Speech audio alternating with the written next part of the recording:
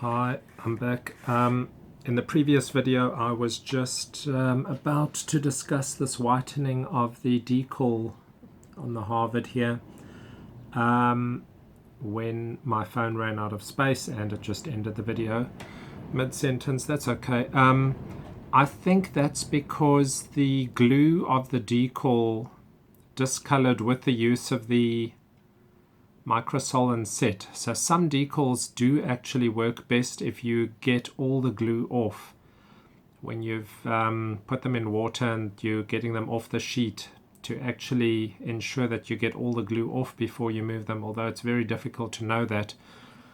I must have accidentally done that on this one, which didn't happen on there. I was also just showing this Harvard, which is the one on the box top, the monogram box scheme. Quite nice. Still need to finish off canopy framing and that. There's a couple of faults that I made which are hardly noticeable. We do have the formation lights under there, the same as what you get on the Mustang wing. Still need to do the black coloration of the tail wheel.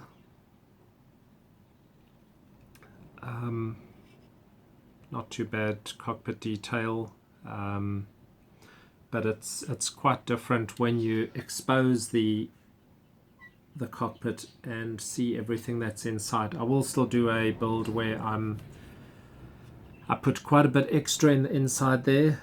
It almost looks a little bit bland, even though we have all the framing work. There's still a lot more that should be in the cockpit. But I did also want to show this, that I got this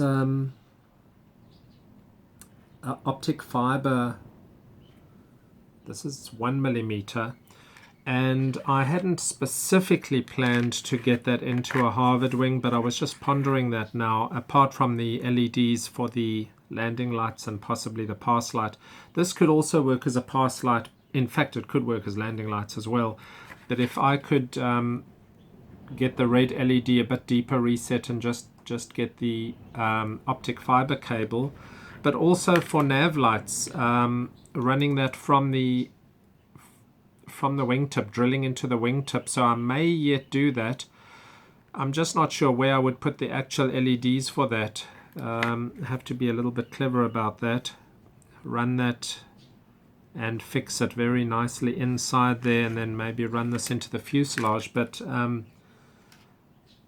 you have to run it in such a way that it's not then visible at the bottom side of the cockpit at the rear. You can disguise it fairly easily, but that means that inside here you could pack a fair bit of the lighting equipment. I also have a little flicker circuit which I've made. It was actually made for radio controlled aeroplane, but you can do a flicker circuit for the model as well. In fact, if you really want to get fancy, you can even have a switch that toggles between steady and flash.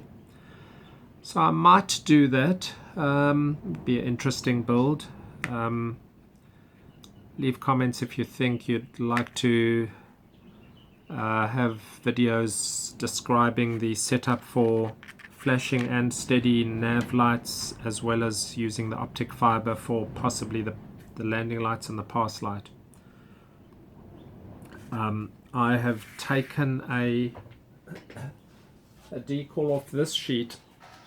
Not sure if you've seen this sheet. It's a bit of a rarer monogram release, this one.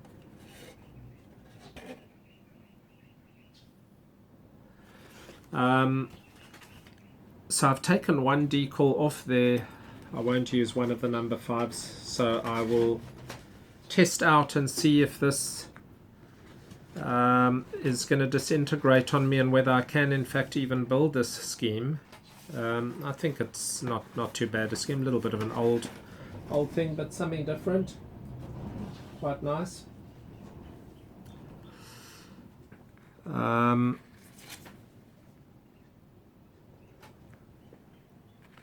I would like to make progress on this yellow one, but we'll see how things go. Anyway, that was just a quick quick follow-up from the other video on the LEDs.